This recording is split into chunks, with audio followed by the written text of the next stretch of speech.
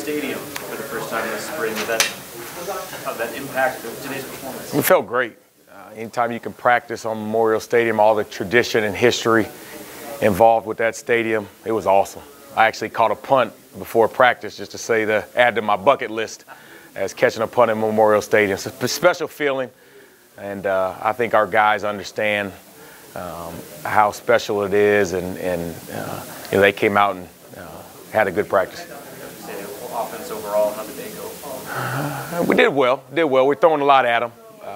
You know, we basically have everything installed, the foundation, and so now we're kind of adding some wrinkles here and there. And you know, the defense has always given us problems in terms of what they do, their blitzes and their pressures in different fronts, and so there's adjustments to be made. But the guys are, you know, they're embracing everything that we throw at them, and they're doing a good job. You talk about install and saying, what percentage do you want to maybe get installed this spring by the time you're done of the whole product?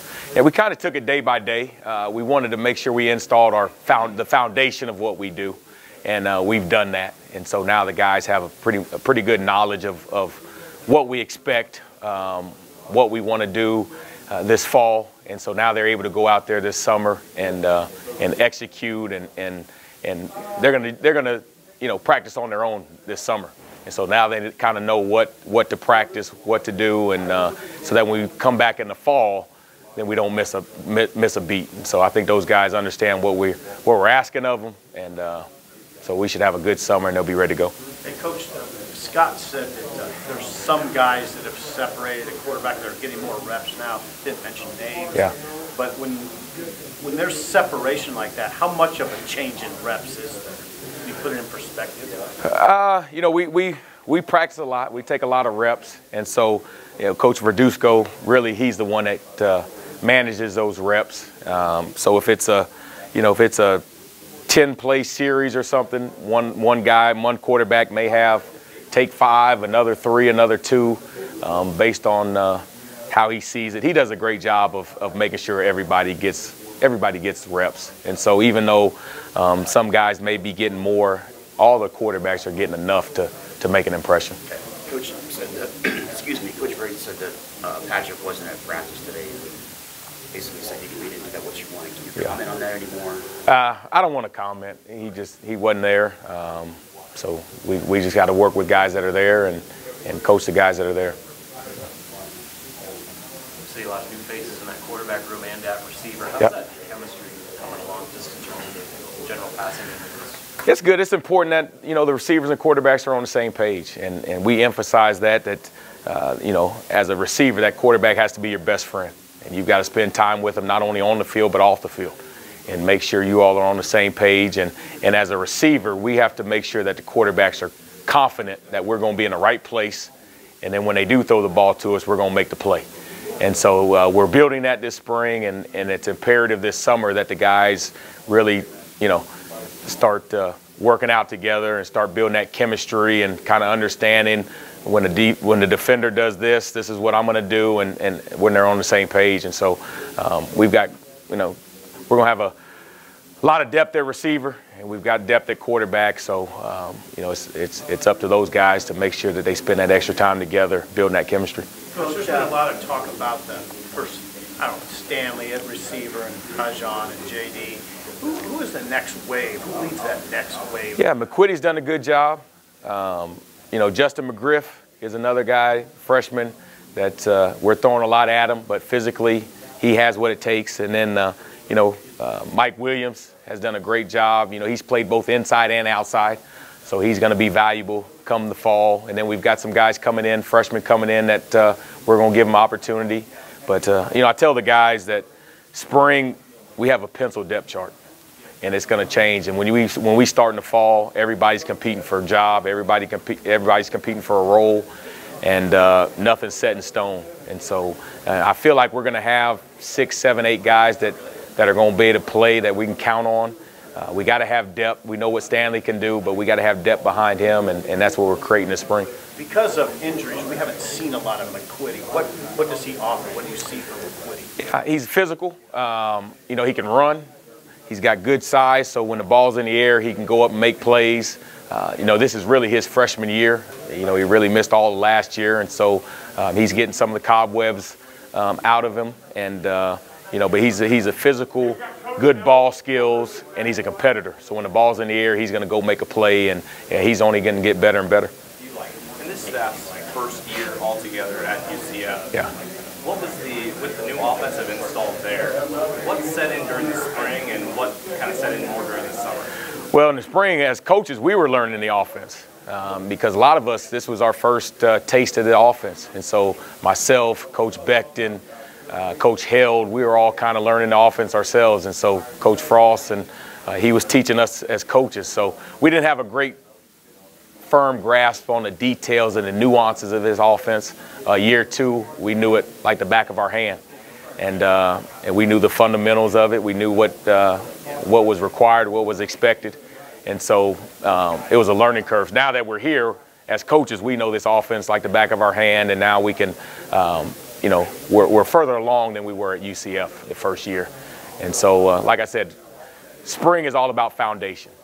Giving those guys the foundation of the offense, and then as the summer comes and as fall comes, we can build upon that foundation. I think Keon Williams is an interesting case given his obvious connections to the previous staff, and then having missed all last year with injury. What have you seen from him this spring, and what's kind of in his involvement? Yeah, he's a smart football player.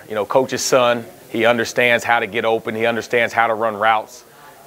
Fundamentally, technically, he's sound, and so he's a guy that you can tell he's been around football. And he has the understanding of what it takes to get open, and we've got a couple guys in the slot that are doing a good job, and so the competition is great, and he'll just continue to get better and go from there. Do you have to approach him any differently, given the fact that he's playing for his dad? No, he bought in. He bought in from day one. And actually, his dad called me a couple weeks ago and told me that Keon's loving the new staff, and he's 100% sold out and bought into what we're doing, and he's a coach's son, so he wants to be great. He wants to be coached, and I told the guys when I came, because I know Coach Williams is a great receiver coach. I told him that what you learn from him you have, and now you can learn some more from me, and you've got more tools in your toolbox. So they've embraced that, and they're doing a great job. Hey Troy, has anybody separated themselves as running back? Running back, not really. They're all doing a good job. And I feel confident and comfortable that we're going to have 3 or 4 guys that are going to be able to run the rock. And we're going to have probably running back by committee, which is good because we'll be able to wear defenses down, and they all do different things well. And so they just got to continue to get better. And we put a lot on the running backs, in terms of run game, pass protection, being able to catch the ball out of the backfield. And those guys have embraced the different roles that they may have, and doing a great job. When you talk about buying in, how important was it for a guy like Stanley? I guess one come back in and buy in. It was huge. He sets the tone with our group. And I talked to him when he first came back, and I said, you're going to be the leader. And the young receivers are going to look to you for guidance, for leadership, and you set the tone. And, he's done a great job. Every day he's at work, he's having fun. He has a smile on his face. When he steps on that field, he goes into beast mode. He's a dog out there. He gets after it. He's a competitor. He wants to win. And he sets the tone for the rest of the guys. And so it was imperative that he bought in, and he has. And he wants to be great. He wants to go out on a winning note. And so far, he's done an excellent job. Coach, at this point during the spring, ninth practice, you start seeing fatigue, guys wearing down, or what's the attitude on this? Yeah, you see a little bit of fatigue. Practice 9, pretty much have everything installed. But I challenge the guys that the great teams and great players and great offenses, they keep rising. They find ways to get better each practice. The average players, they're going to go down. But if we can be great, we'll keep getting better each practice. But you're going to get some fatigue as later you go in spring and practices, and guys have to know they have to take care of their bodies and get in the training room, Make sure when they do lift weights that the lifting weights is going to help them stay strong so they can make it through the rest of spring. And the same thing happens in fall camp. You know, when you get to the middle of fall camp, you get guys that fatigued, and so it's imperative for, you know, our strength and conditioning that the guys get after it and they work their butts off this summer so that that fatigue doesn't set in as early as it could. Last week, Tyjon talked a little bit about how when he was struggling, you and Coach Frost reached out to him. Yeah. Can you share a little bit about how that relationship has grown and the progress you've seen in him since you got here? Yeah, you know, when he was in the hospital, we reached out to him. You know, it's all about the players. As coaches, we're here for the players. And that's the first thing we told the guys when we met with them. It wasn't about X's and O's. It wasn't about football. It was about life. It was about our roles as coaches. And our number one role was to make sure that we're there for our players, on the field, off the field.